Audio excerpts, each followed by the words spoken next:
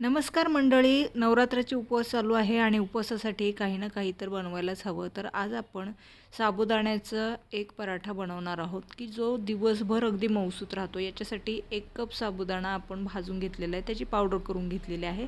त्यामध्ये आता आपण थोडीशी अद्रक किसून घालणार आहोत. त्याचप्रमाणे उकडलेला एक मोठ्या आकाराचा बटाटा देखील आपण याच्यामध्ये बारीक किसून घालणार आहोत. आणि जर तुमच्याकडे छोट्या आकाराचा बटाटा असेल तर अगदी 2 बटाटे देखील तुम्ही याच्यामध्ये किसून घालू शकता. यामध्ये हिरवी मिरची मिक्सरला बारीक करून घालायची आहे. साधारण 2 ते 3 हिरव्या मिरच्या आवडीनुसार तुम्ही घालू शकता. चवीनुसार मीठ घालायचं आहे आणि बटाट्यामध्ये जितकं मॉइश्चर आहे त्याच्यामध्ये सुरुवातीला हे पीठ आपल्याला भिजून घ्यायचं आहे.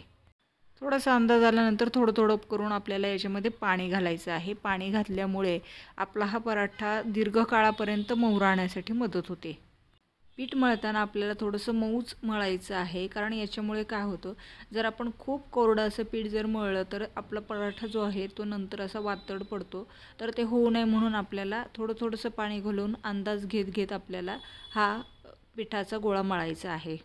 आता आली ही स्पेशल ट्रिक. आता आपण इथे थोडंसं बोटांनी जागा तयार करून घेतलेली आहे आणि त्याच्यामध्ये पाणी घालून याला भिजत ठेवायचं आहे आणि 10 मिनिटासाठी याला झाकून ठेवायचं आहे. याच्यामुळे काय होतं, आपला जो साबुदाणा असेल तो पराठा पाणी जे आहे ते जास्तीत जास्त ॲब्सॉर्ब करून घेईल आणि आपलं पीठ जे आहे ते मऊ होण्यासाठी मदत होईल.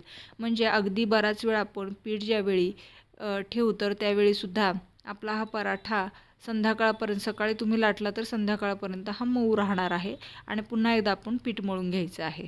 आता 10-15 मिनिट झालेले आहेत आणि पोळपाटावर आपण थोडंसं साबुदाण्याचं किंवा राजगिऱ्याचं थोडंसं आटा घ्यायचा आहे आणि याचा एक छोटासा आकाराचा गोळा आपण हातावर घेणार आहोत आणि याला लाटून घ्यायचं आहे.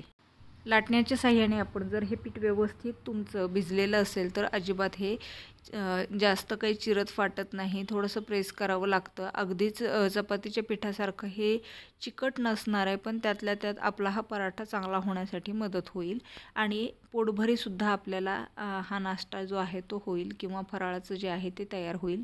कडा अगदी एकसारख्या होण्यासाठी आपण प्लेटचा वापर करायचा आहे आणि याला कट करून घ्यायचं आहे. असे छोट्या आकाराचे किंवा पाहिजे तेवढ्या मोठ्या आकाराचे तुम्ही पराठे तयार करू शकता. तवा आपण तापून घेतलेला आहे आणि आता आपण पराठा भाजणार आहोत आणि तुम्ही पाहू शकता एकदम मस्त टम्म असा हा पराठा फुगतो. आणि तुम्ही जर हा पराठा सकाळी तयार केलेला असेल तर संध्याकाळपर्यंत हा इतकाच मऊ लुसलुशीत राहतो. तेव्हा सांगितलेल्या ट्रिक्स नक्की फॉलो करा. लाईक, शेअर आणि सबस्क्राईब करा मराठी कट्टा किचन. त्याचप्रमाणे आपण हा व्हिडिओ नेमका कोणत्या भागातून बघत आहात हे देखील डिस्क्रिप्शन बॉक्समध्ये सांगायला विसरू नका. लाईक, शेअर आणि सबस्क्राईब करा मराठी कट्टा किचन.